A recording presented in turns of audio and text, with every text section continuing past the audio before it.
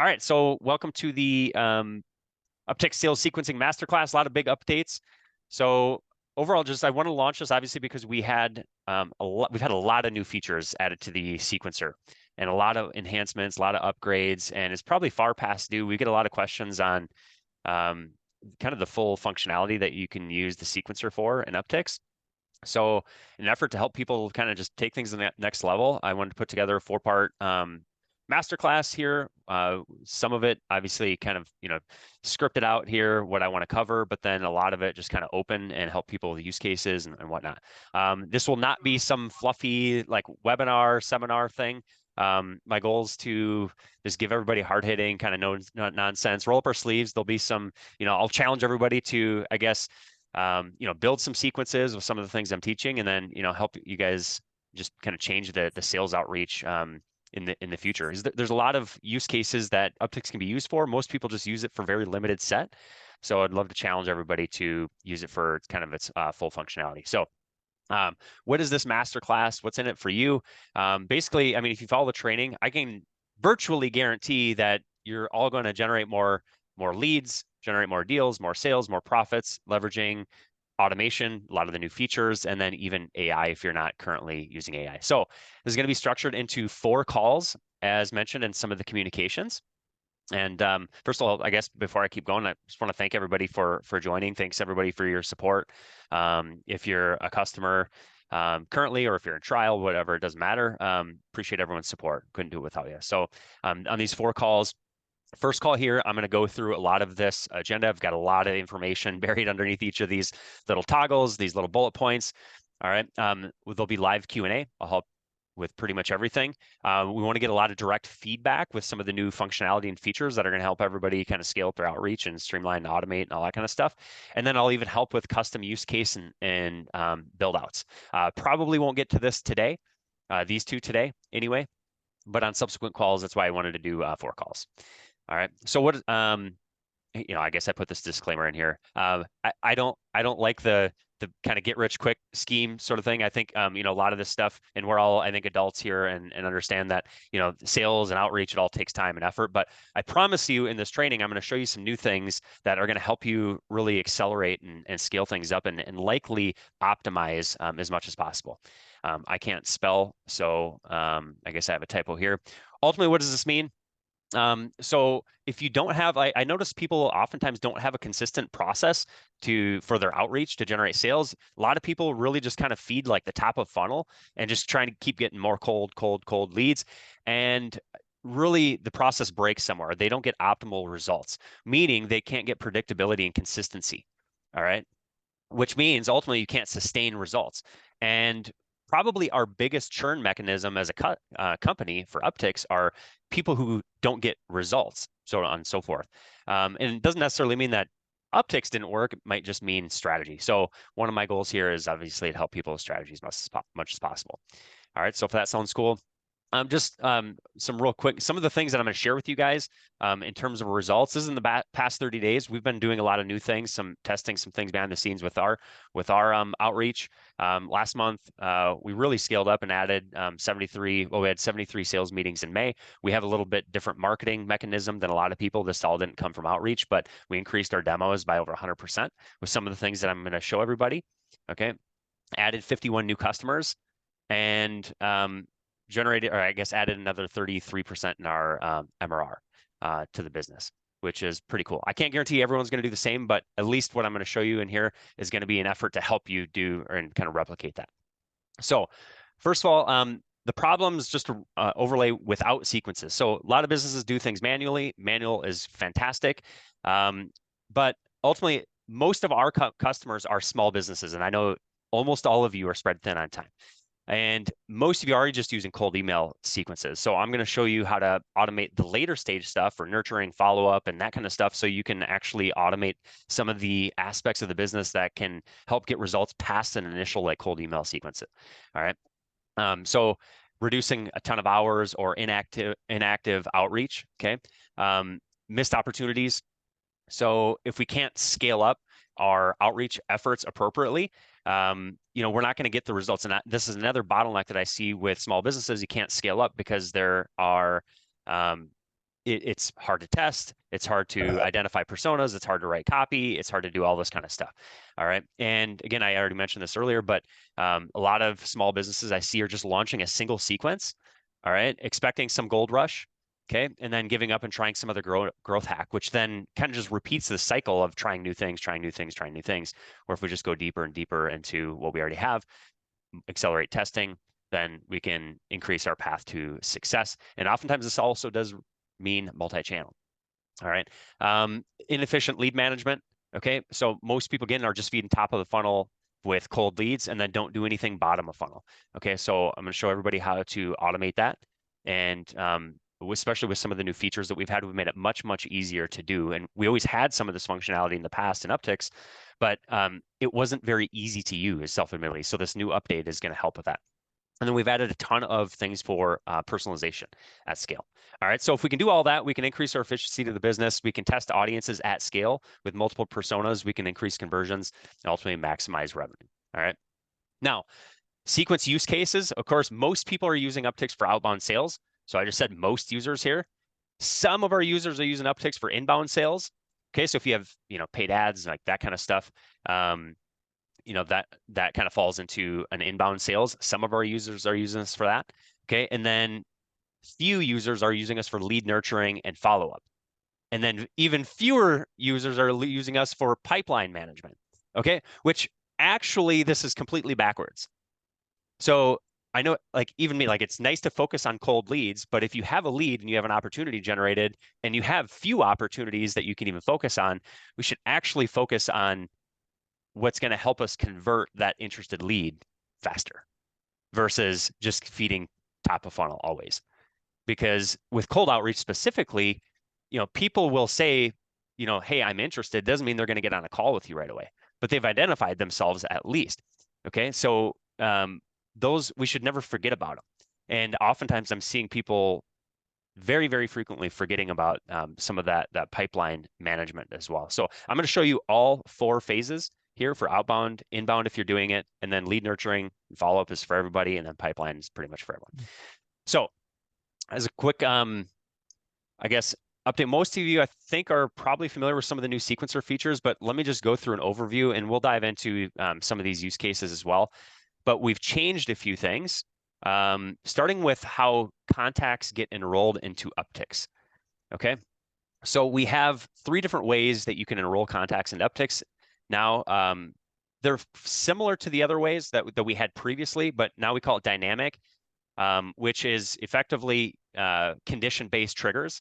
All right, so I'll just pull up this little image. When you create a sequence, now you're going to see this canvas view, and you can select dynamic. So before, if you wanted contacts to be auto-enrolled into a sequence, you had to create smart lists, which is basically a collection of saved filters.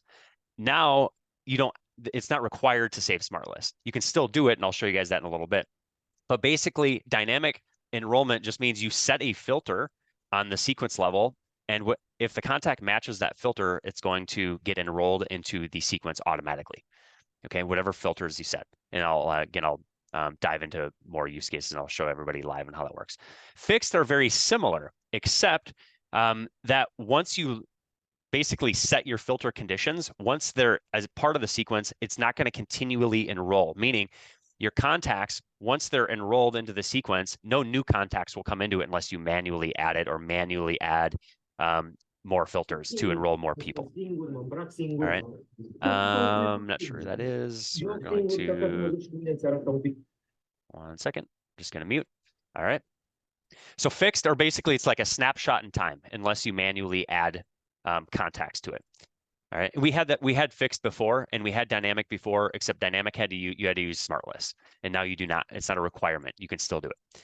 The thing you want to be careful of with fixed. Okay. So when you're enrolling contacts at a fixed basis, it's going to enroll the contacts that are in the filter once you save it. So if you're trying to add contacts, let me just show you an example of this in real time. Okay, so let's just say that I'm going to filter my records and say I want to email anybody with email is not blank. Okay, but let's just say I actually just want to search for Patrick Spielman. Patrick Spielman. Thought I was in there. I guess I'm right there. All right. Anyway, if I select a record here, okay, I can manually enroll them by hitting add selected. All right. So just be cautious using this fix. You would actually, if that's the only person you want added in there, you need to remove the filter. Otherwise, it's going to add everybody from that filter. It's going to think that that is the condition that you want. Okay. You could also, if you didn't want to use this, you could always just go to your contacts and manually enroll people as well. But just keep that in mind for fix. A little bit different logic than we had in the past, but that's just one little kind of gray area. But the brand spanking new one, and I'm going to spend a good amount of time showing everybody sequences on how to leverage this, is we've added event triggers. So basically, it's the ability to trigger enrollment into a sequence based on CRM activity. Okay, so this will also allow re-enrollment into the same sequence. And I selfishly wanted this feature to help us manage our sales process better for lead nurturing and pipeline nurturing. So I'll show everybody kind of what that means. But basically, we needed to allow re-enrollment into a sequence in order for you to automate your deal pipeline and build follow-up and outreach, nurturing for every stage. So if you change the deal, say from stage to stage, it needs to allow in re-enrollment. So I'll kind of explain it. The triggers that we have right now inside of this are lead status updated, deal stage updated, and we'll be adding more. The next one will probably be tags added. But the lead status updated is basically that will trigger enrollment into your sequence anytime the lead status is updated. If you're not familiar with lead statuses in Uptics, I hope you will become familiar with them because it's a very useful, let me just pull up my record quick. It's a very useful feature, simple feature, but basically you can just manage a status. It's kind of like deal stages, except you haven't generated a deal yet. So it's kind of the life cycle of your leads. So if you change a lead from interested to not interested, and on that event trigger here, all right, and we've selected lead status, okay, so we'll say we've got lead status. If I change it from interested to not interested, that means it's going to re-trigger and enroll into the sequence, even if it's already been enrolled. This is going to be especially useful once I get into sequence paths. Sequence paths are going to be very useful for this functionality, and I'll explain and show everybody use case and how you can build it out and help you nurture your leads effectively on autopilot. All right. So that's one. The next one is deal stage updated. Exact same concept, except it's based on deal stages. Okay. Deals work a little bit differently in Uptics. I'll get into some deal outreach works a little bit differently in Uptics, is what I meant. And I'll get into the intricacies of that in just a little bit. But effectively, if you change the deal stage from the deal record, okay, let's see if I have any deals in here. All right, so I'm in a pipeline. If I change the deal stage here, or I drag it and move it from one stage to another, then that will trigger enrollment and re-enrollment into the sequence. So, and again, I'll show you that means basically if I move from stage to stage, I can have a different sequence path, which I'll get into in just a little bit here, for every stage, which can drive a new action and new messaging, new tasks, all that kind of stuff. All right. And then we'll do the next one I think we'll be adding is tags added. So this is not added yet, but we'll continue to add to our list of event-based triggers from the CRM in order to auto-enroll. Okay, this is where we'd love everybody's feedback. So as you start using some of this functionality into Uptics, and part of the reason why I wanted to do multiple calls here, document those use cases, those hey, it'd be really nice to have this. I'd use it for this use case and that use case. We will start a library of enhancements for some of these new features, and then we'll just start building them. So I already have a few kind of in my mind. Tags added. There's use cases for anniversary dates or date-based triggers, birthdays, contract renewals, things like that. And we have some of those fields and upticks that you can manage, but we could re-trigger on the basis of some of those dates. There's whole other different use cases. Basically, any contact property we could probably do. All right. So we'll be adding that into the mix, and we'd love everybody's feedback. So if you have some ideas, feel free to share them with us at any point in time. And yeah, whether it be in chat, we will save the chat. email, we'll save them, any of that kind of stuff. All right, so that's some of the updates with the enrollment.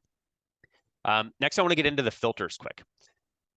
All right, so previously, as I mentioned, to get people enrolled into a sequence dynamically, you had to create smart lists, which got it kind of cumbersome. If I showed you my list of smart lists inside of our Uptics account, it's absurd. I have so many smart lists.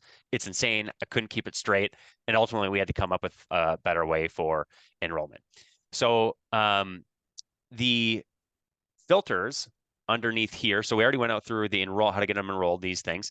But if you have saved smart lists, you can simply pick your smart lists here and do is and is not logic.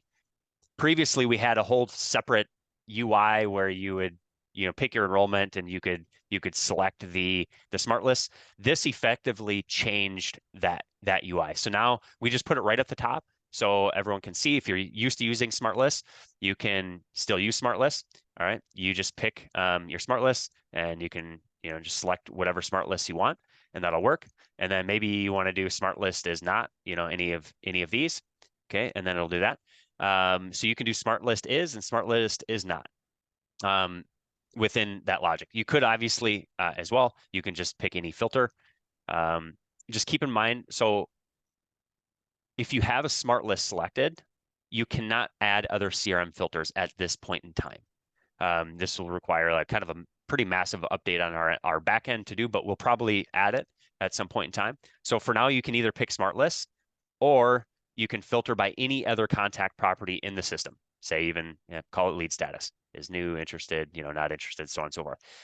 Where before you couldn't do this, you had to do smart list. So now you can simply just pick, if I'm on a dynamic enrollment here under people records and I add lead status as new, if I've now saved my trigger, okay, and I reopen it, this is going to automatically be added. So now in the future, forever, if I have dynamic selected, anyone in my CRM inside of Uptics, anytime they meet this condition, they'll be automatically enrolled. Okay, so this will be useful for some use cases we'll get into just in the future here. All right. So that's kind of smart lists, and that's some of the enrollments.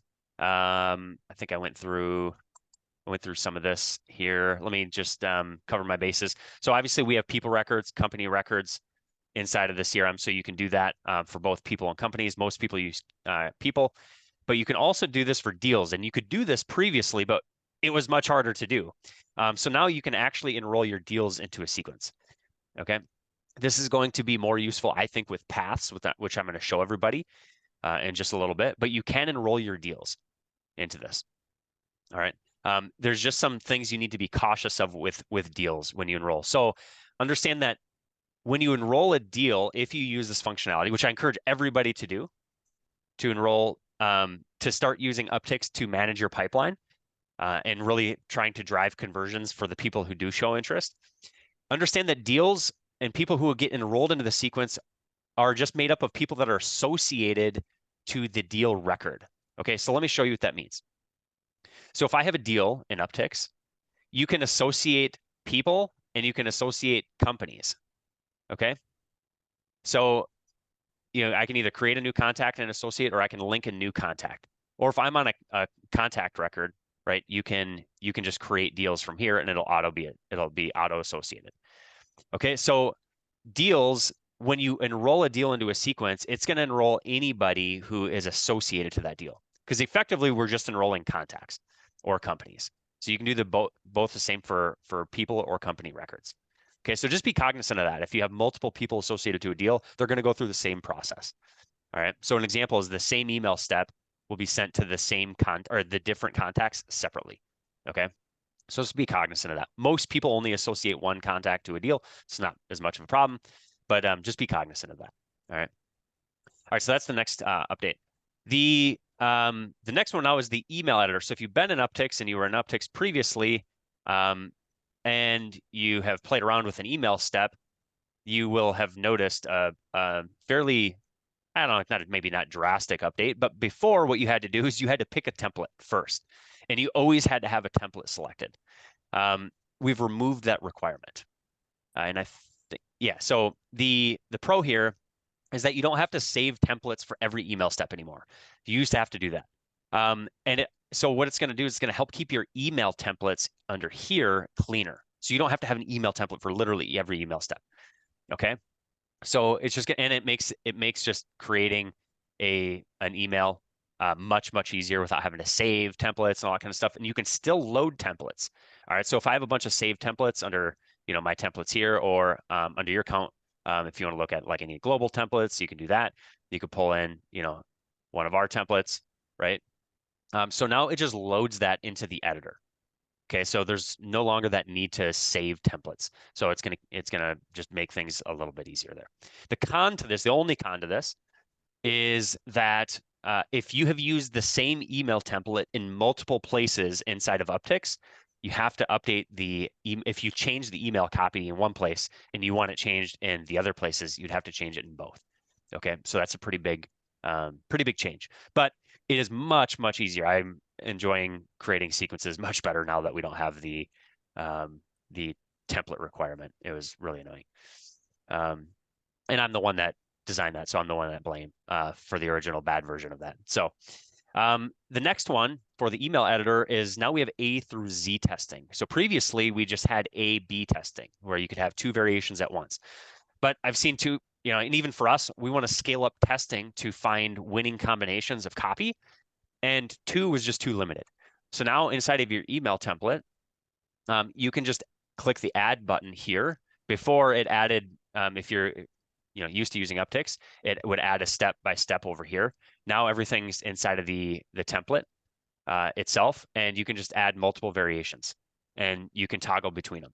So you can come over to here, you can load, you can load a template, you can come here, you can load a template, so on and so forth. And then make your changes, make your edits, so on and so forth. And you can add up to Z tests. This is on the convert plans. A lot of the new features on the convert plans because they're very advanced features. Okay, very helpful.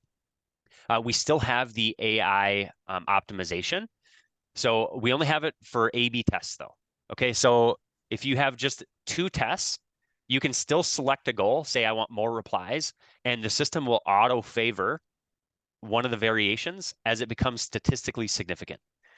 We will likely at some point extend this to more tests, but it's fairly complicated. The more tests you have, it becomes a lot harder to find statistical significance when you have less sends on each step.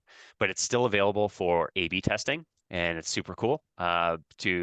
Once you've and one of the things that I would kind of teach people on initially, if you're entering a new market, you're trying to identify new personas, you're really in a testing phase on like more of a go-to-market, which I'll talk about, and I'll show you guys all sequences and how to do this. I would recommend going to with more variations without the AI A/B testing. And once you've started to find statistical significance and variations that are winning, then you can archive variations. Maybe you get down to two, then you turn on the AI A/B testing. So as a first step, I would always test more variations versus optimizing. Okay. So A through Z testing, super valuable. So now A through Z is overkill. So what I'm going to recommend, what I'd recommend to everybody is if you're trying to identify new personas or new angles and new markets and all that kind of stuff, try testing 4 different variations at one time. And I'm working on trying to give everybody kind of a framework to do this with different copywriting strategies. I'll talk a little bit about that.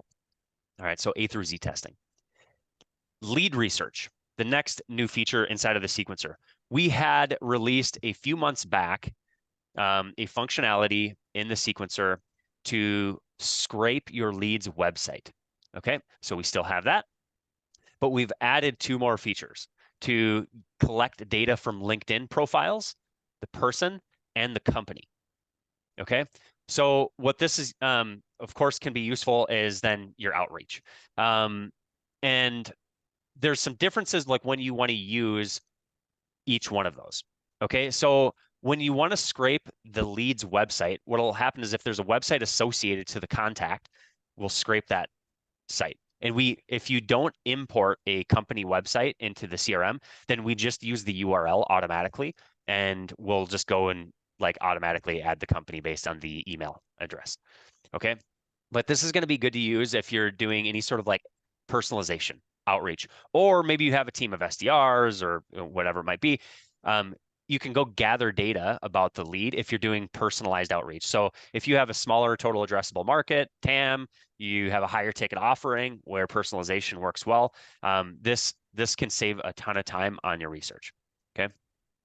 And then that'll be paired with kind of the next thing I'll go over in just a second.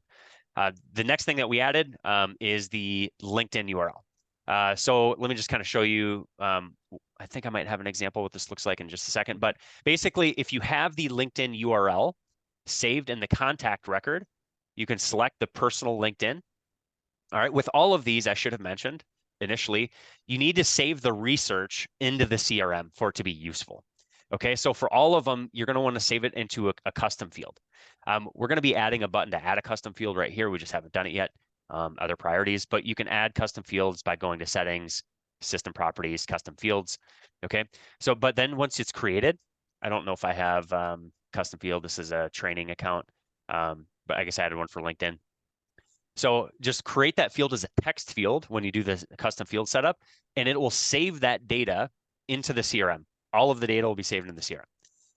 And then if you want to have this toggled on, what it's going to do is it's going to log a note into the CRM timeline for that contact. So you can see it right in the timeline of the contact. I can show you an example. I don't know if I have an example here, but I'll just hop into this contact. So what'll happen is a note will be generated here. So if I just type in here, basically that research, if you have that toggled on, this here, if that's toggled on, then that will log that all that data and that research into the timeline here. So somebody can look at it, read it, so on and so forth. It might not be useful if you're going to use AI to personalize, but it's just kind of there if you want it there to easily access. All right. The company LinkedIn, this is pretty much only going to be useful if you are prospecting company records versus people records and Uptics. It will go and grab the data from the company URL, LinkedIn URL, but same concept for the research. Okay, so you would either pick website, you'd either pick personal, or you pick company LinkedIn, and you would save that data into a field. This does consume 5 Uptics credits. So everybody's account comes with a certain amount of Uptics credits. Okay. So this will consume some of those. We have backend like additional costs that, data providers and some stuff like that that help us execute on that. So consume some volume-based usage. So that's some updates on the scraping. I'm going to dive into the AI personalization next. So a lot of this research, most people want to use this for AI personalization. Not a ton of us this day and age are doing personalized, like manual one-to-one outreach. Although if you have a very high ticket product, I would definitely encourage you to do one-to-one outreach. And I feel like these features can really help you not have to go and do a bunch of research and all that kind of stuff. Most of the time, it's going to be paired with AI personalization. And this was released a few months back as well. It's going pretty well. We've been working on a bunch of prompts and stuff like that, but we effectively integrated ChatGPT into the sequencer, if you're not familiar with this. Okay, so the play here usually is you research your leads and then you pick an AI step. Okay, so right in the bottom, we have AI text with a little open AI icon. Okay, so then you can take this research, and I'll go through this in more detail in a little bit. You can send that data into a prompt, okay? And you can create your own prompts, add merge fields, add any data from the CRM into that for personalization. I'll get into this use case a little bit more, all right? This feature does as well require a convert software. And since it's based on OpenAI, there's no hard and fast, here's how many Uptics credits it consumes. Okay, but I can give everybody a little bit of clarity on how we calculate it. So it's based on the amount of text that OpenAI generates. They have this concept called tokens. So based on how much text you're generating, they generate a token. I think a token is it's close to a word, or like 0.75 of a word. Some weird calculation. I don't know. For us, how we calculate Uptics is we divide that token usage by 300. Okay, and that's how we calculate Uptics usage. All right, if you're using our API. We have not added the functionality, but we will be for you to use your own OpenAI API key so that we don't basically have to charge you then for Uptics credits, or at least the the volume based. You'll still get charged from OpenAI, but you wouldn't be getting used Uptics credits within that. So it'll make things a little bit cheaper for you. All right, but that'll be coming down the road. Okay, so that's how that works.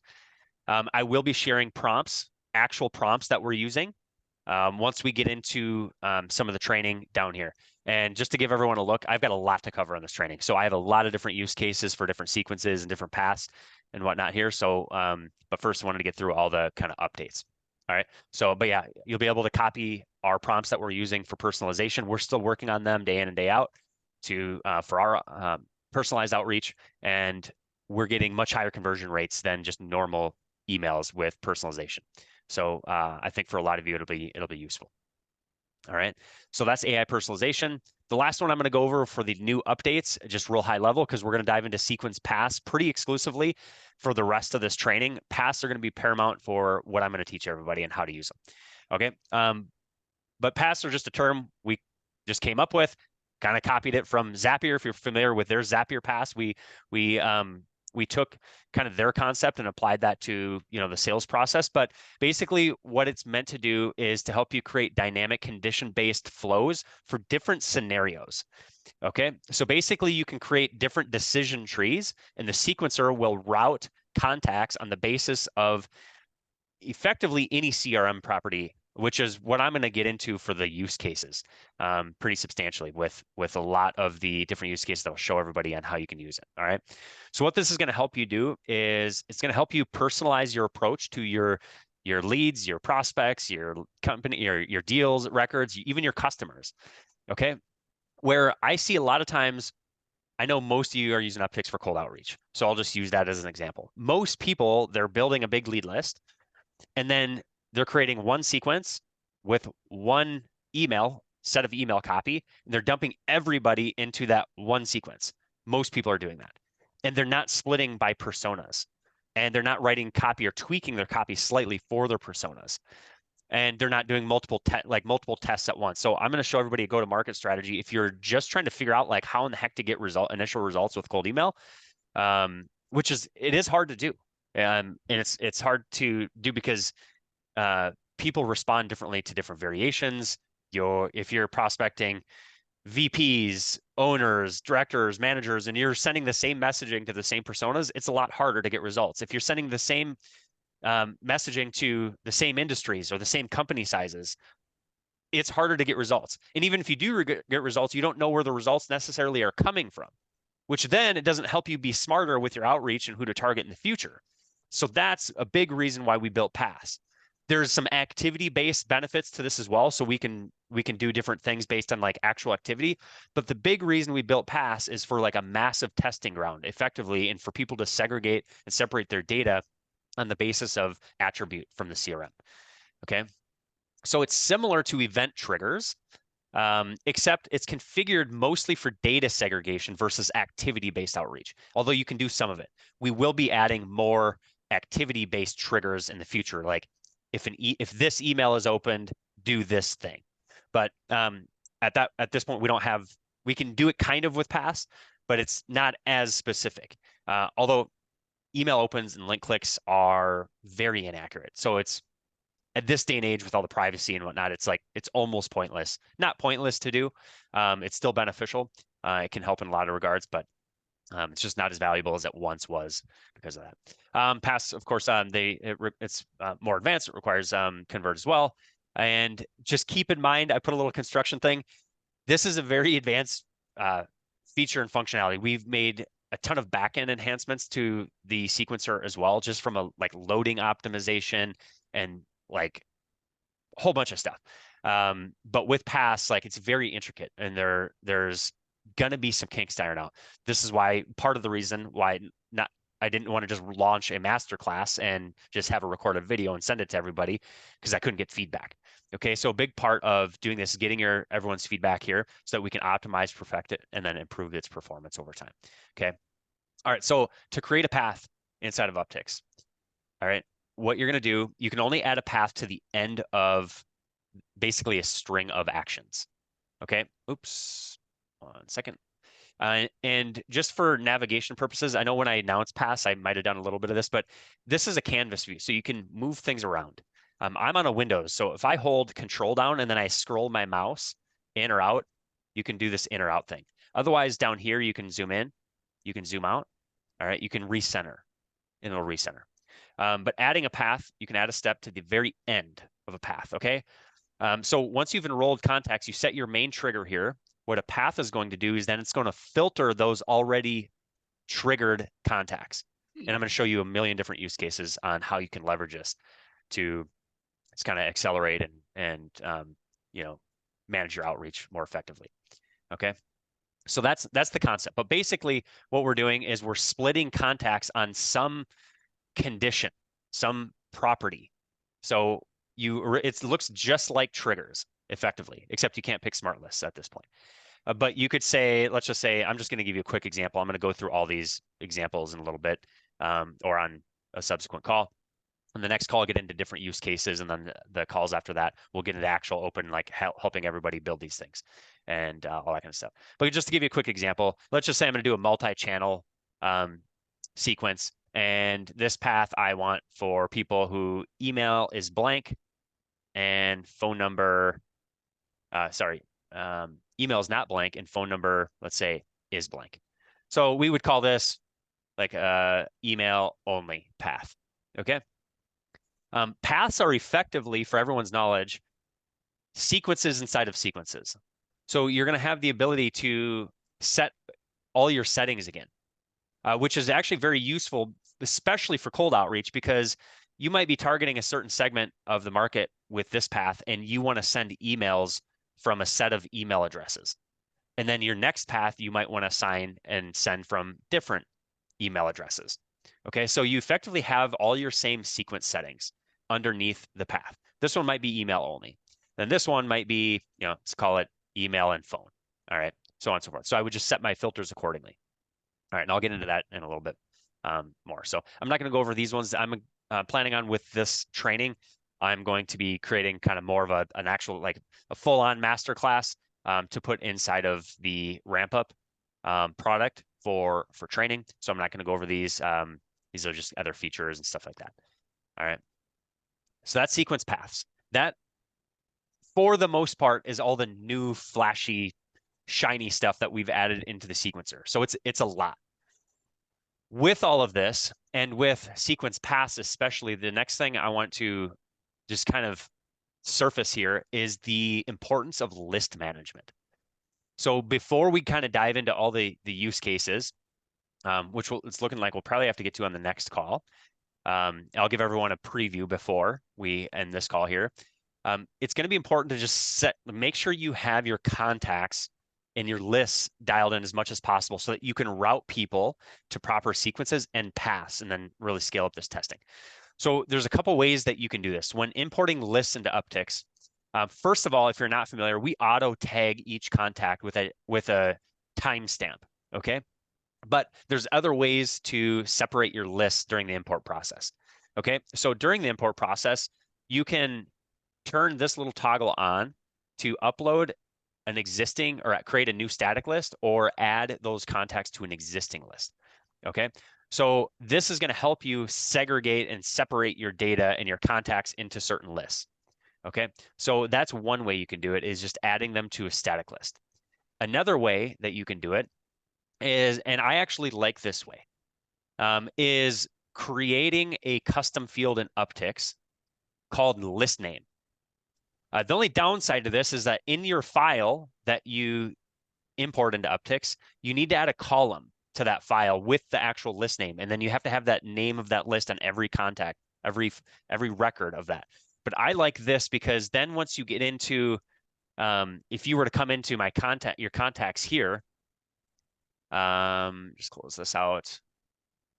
1 second here. Not sure what I got going on here, but you can actually add just list name. I don't have any. This is a demo dummy account. It's going to then show you all of your lists that you've ever imported. Okay, and then you can drive then, and that'll auto separate and segregate into these sequence paths that I'm going to show you how to use. Okay, I like that. just because then it's much easier to, I can add multiple lists at one time. I can do this as a drop down field, and I'd recommend you doing it as a drop down field. So every time you add a new list, it'll add that. When you import, it'll just auto add that new list name to this drop down field. And then you can multi-select those drop downs inside of a sequence, which is it's very useful. So I prefer to do it that way. So then you can trigger enrollment, let's just say on the basis of it would be called list name, but I'm going to show you a different field for just the sake of this demo because I don't have list names. But it's basically exactly like a status field where you can come in and say, all right, I want all of these lists in here. All right, and then if you have paths selected, then you could say this path then is, list name A. Okay, so that's much easier to manage than all these other different ways of doing it. But you can do it with static lists and stuff as well. You just have to get your filters right for the path. All right. So list management is going to become key here with this.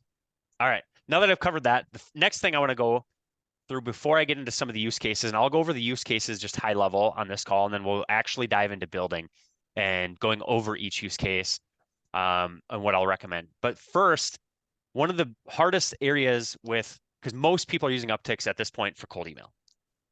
Although we have, calling, SMS, the full CRM, everything. Everyone wants new business, of course. We all want new business, right?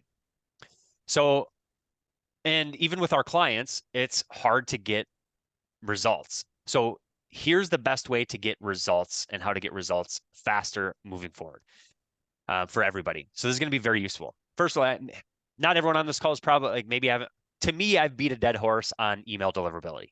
Okay, but if that horse hasn't been beat for you, use multi-domain, multi-inbox sending, multi-email provider.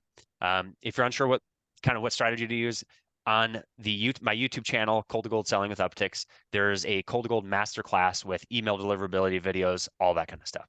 And then we have a course. I can't remember what the course, who the course is opened up to at this point, but you want to use this. So as long as you've fixed email deliverability, that's kind of the main thing. I'm gonna talk about a few other things though here that I haven't really talked about as much, but I'm starting to talk more about because it's a lot harder for people to do. Within deliverability, outside of multi-inbox domain sending, multi-workspace, please, please, please do not cheap out on inboxes. Okay. I almost never hear problems if you follow best practices and you just use Gmail and Microsoft inboxes. I almost never hear about problems with using those.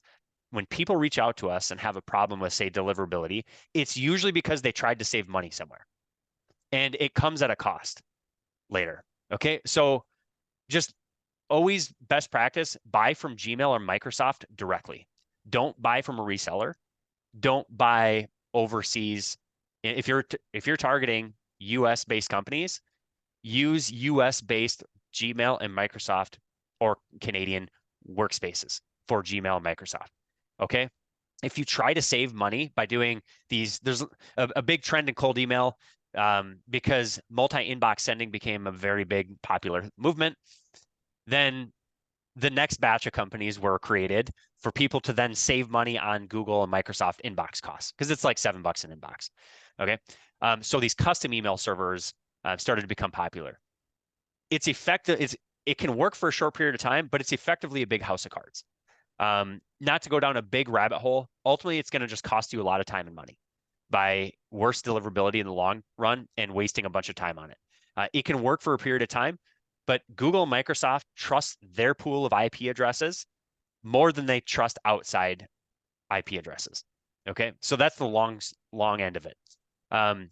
So I just implore everyone, please don't use custom email servers. You can, but you're probably going to end up having some challenges. All right, so that's the first thing in terms of just helping everybody be more successful. Before we get into all these different use cases for sequencing and all that kind of stuff, that's the first thing, I guess. The next thing is your offer. Okay, so think about your emails. We're reaching out to people cold, right? A lot of people write kind of just plain Jane, sort of boring emails. And not to call. I hope this is, I'm pretty sure it's not going to be anybody on the call, but a lot of cold emails look kind of like this. Hope this message finds you well, so on and so forth. It's a sea of words. At the end of the day, there's really nothing attractive about this. Okay. The people who complain about getting cold email, and cold email is hard, right? And it is hard to even come up with these offers, right? It takes time. But the people who complain oftentimes look at their emails and one, they're breaking a lot of rules, but two, there's really nothing there that's going to want to make me reply. But think about it. If you're a prospect on the other end, let's just say you get an email and they're offering to give you a gold bar, a solid gold bar, right? And all you have to do is reply back to the email and say yes. Would you take that person up on that? Of course you would. So we know that email will work to get attention, especially, of course, in B2B, right? It's really just about creating an irresistible offer in your email. And this does take time. And part of why we've even launching Paths here is to help accelerate the testing, because the old way, the old sequencers, it takes too long to test these things. Okay. And pardon my, you can tell I didn't use ChatGPT because I have typos. Okay. So just know I did not ChatGPT everybody on this training. All right. So think about that in terms of your offer. How can I make this email so good that the other person on the other end of the train, or on the other end of the email, sees a pile of money or pile of opportunity at the end of that? All right. So it's easy to say in practice. It's easy to say that. It's harder to come up with it in reality. So here's some ways that we can do that. One is what we call a service-based lead magnet to help lower the friction barrier. An example of this is either doing in advance or willing to do some work for them without any exchange of money, and really without even any exchange of even having to hop on a meeting. So like, in exchange for a reply, I will do this thing for you. That's the service-based lead magnet. An example of this could be, I could reach out to people and say, hey, we will create 50 personalized intro lines for you for your top prospects. Just reply back and we'll send them over. Something like that. That's just an idea. Okay. Another idea could be, let's just say you're a marketing company. Let's say you do email marketing. All right. And you're reaching out to and trying to get new customers. You could reach out to prospects and offer to write them an email sequence or an email free of charge. And the goal would be, of course, higher conversions or whatever your value add is, right? For email marketing. And you do that for free as a test. And if the test goes well, then of course, there's the premise of, hey, chatting, talking, getting on a call, that kind of stuff. So those are a couple ideas of like service-based lead magnets. Now you'd need to take that to your niche, your offer, your business, and adjust it accordingly. Not everyone, I think almost everyone could come up with a service-based lead magnet, but it might not be applicable for everyone. Might not be as easy as that. But with some brainstorming, you can probably come up with it. That's showing goodwill, right? It's showing that you're willing to put effort in. And a big barrier to entry and just getting results with outreach. Again, before I get into all this fancy paths and all that kind of stuff, I want to make sure everyone's set up for success. That's a big piece of the puzzle, is just reducing the friction with your leads. And when they see that you're willing to put in some work, usually it's reciprocated. Obviously still people are going to reply back, hey, I'm not interested. They're going to ignore it. It's still going to happen, of course. All right. But if they're vaguely interested, it can help push people past. The next are case studies showing that you've delivered quantifiable results for somebody. Okay. This can be very impactful. So there's social proof in there, plus there's quantifiable results, with most people are attracted to some quantifiable metric. And then having social proof in the case study, super helpful. Quantifiable claims, something that you can do, something they can quantify. So take that email marketing example that I talked about, service-based. You could combine a quantifiable claim with a service-based offer by saying something like, maybe you could say, I can, increase your click-through rates by, 3.76% or something, or 300%, or whatever the number is, right? Whatever your claim might be, you can throw a quantifiable claim in there. The last one is a guarantee. Okay. If you're willing to make a guarantee to somebody, it's going to help reduce the friction barrier with your prospects. If you can combine all of these either in an email or a sequence, it's going to make your sequences even more irresistible. Now, all this said, it can be fairly complicated to come up with these things. So over these next few trainings, use some of this to write an email sequence, or at least just one email. So here's a little bit of homework before we pack it up for today, is to take this training, take a screenshot. Actually, don't take a screenshot. I'm going to share the URL with everybody in the chat for this document. Okay. So feel free to check this. This is under the Cold to Gold email. Check this out. Write a single email trying to use some of these attributes that can help with an irresistible offer. All right. And then I will review your emails and give you feedback. It's probably going to be on like call number 3, call number 4, but we'll get into sequences, all kind of stuff. I'm going to zoom through these last few and because we're already at time, and then I'm just going to give an overview of the sequences I'm going to go over on Thursday's call. The next thing is lack of testing. Okay, so I mentioned people, they write a single sequence, they write a single email, they grab a lead list with all of their leads all mixed in, different personas, all that kind of stuff, launch a sequence, they have no information and they don't have any way to test. And so like you usually don't get results. Okay, so our solutions here are sequence pass, our A to Z testing now. All right. And then I kind of just implore everybody to not just settle for the initial results and thinking cold email doesn't work just because you launched a single sequence and maybe you didn't get what you wanted. A lot of us it took a long time to build our companies, build our products, all that kind of stuff. We spent all this time on the product side and the execution side, and we're real quick to give up on the sales and the marketing side because there's always another company out there. I won't pick on AI sales agents right now, but I will.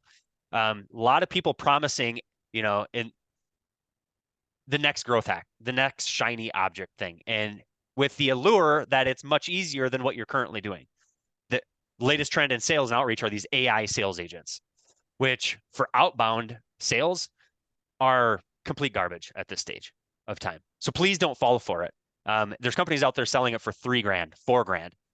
Like, we effectively could do the same thing with an Uptick sequence, but if you don't understand these concepts and some of the stuff that I'm going to go through, those AI sales agents are not going to get you better results.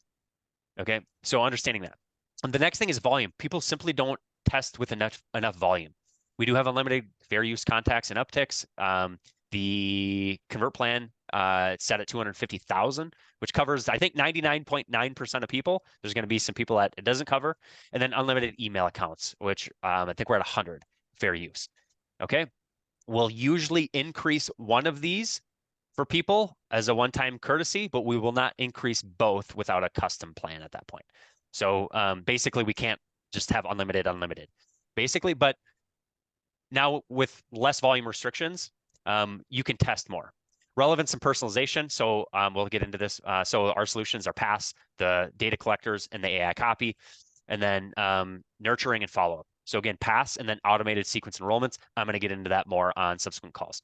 Okay, so I wanted to go over these because I see a lot of people struggle with outreach. It's hard to do, especially if you're newer to it.